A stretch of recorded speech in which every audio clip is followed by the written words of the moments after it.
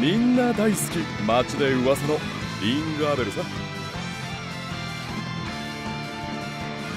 Yo, what's good, Lad here again. Back at it again. This time with another collaboration unit, Ringabel.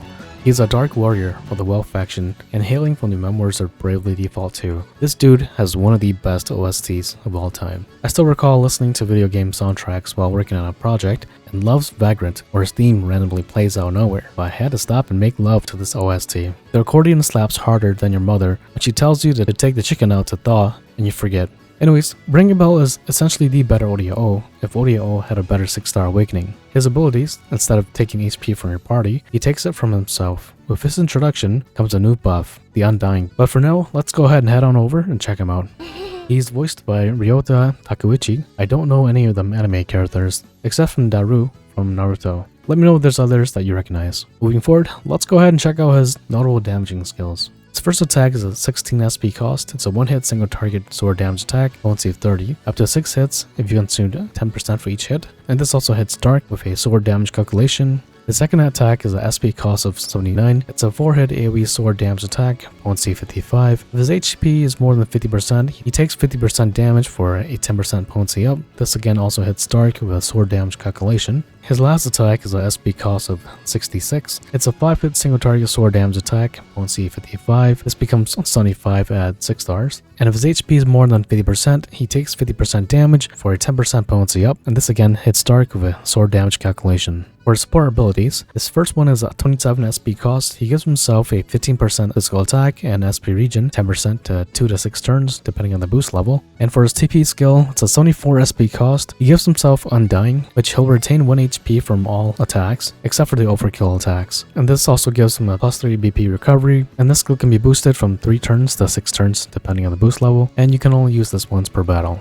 For his ultimate at level 1 to level 10, it's a 7-hit AoE sword damage attack, potency 40 at level 1 and 50 at level 10. It exploits Dark with sword damage calculation, and he consumes 50% of his HP if it's above 50% for a 10% potency up. For his EX skill after turn 4 and 2 usages per battle, it's a 1 to 9 hit single target sword damage attack, potency 45. It consumes 10% HP for each attack count, and exploits Dark using sword damage calculation. For his passive, at 60% HP or less, he gives himself a physical attack and sword damage up of 30%. His second passive, he gives himself auto revive once per battle, giving him a 100% HP and SP recovery. His third passive, he gives himself a max HP of 30% up, and then he has 20% in light resistance and 10 in dark. Looking at his stats here, he's currently in the top 5 for all warriors, including the JP side, and having the highest attack stat at 6 stars. He's tied with both Obrick and 2B at 499 at 6 stars. His speed is on the lower side as most warriors are, but his HP is on the higher end, as he also gets a 30% max HP from his passive, and he'll definitely need it as his skills revolve around him taking HP away from him. So the main question, should you pull? As of today, April 2nd, 2025, he will be the strongest warrior as he is the most relevant and most current. But like most warriors, which are the most abundant in the game, he's going to be replaced by the next relevant warrior. He's not capable of hitting multiple weak spots such as Arika or Sazantos, so that is one of his major downfalls. The best comparison to him is ODO, and honestly, if you already have ODO when he gets the 6 stars, Ringabel is just a slight upgrade.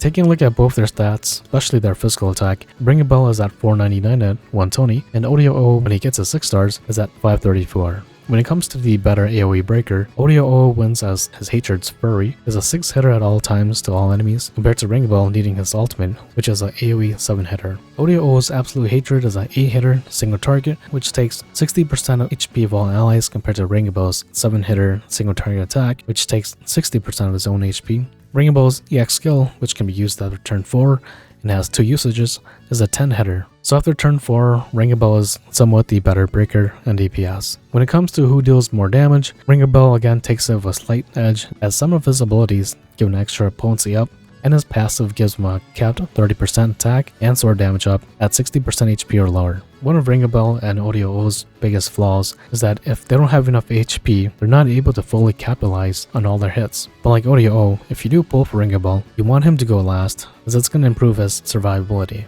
On the topic of surviving, he is the first traveler to come with the Undying status buff, which is his TP skill that can be used once. This allows him, depending on how many turns it's active, to retain 1 HP even after taking more damage than his current HP. This alone puts him above ODO and is one of the better Dark Warriors in the game. Now longevity. He's got a bit of usage until the really broken units come out. As a Dark Warrior, he has access to only attacking 2 weaknesses, so that again is one of his flaws, and as we move forward, more and more characters will be able to hit multiple weaknesses, lessening his relevance, but we'll also be getting weakness implants too, so he's gonna have some relevance until the really OP travelers arrive. Let's go ahead and finish up. Character design 5 out of 5. When I grow up, I want to be just like him. Because of him alone, it makes me want to play the series. That OST is just way too good. BA 4 out of 5. I haven't seen too many animes that this voice actor voices in, so I'm familiar with his work. Abilities 3 out of 5.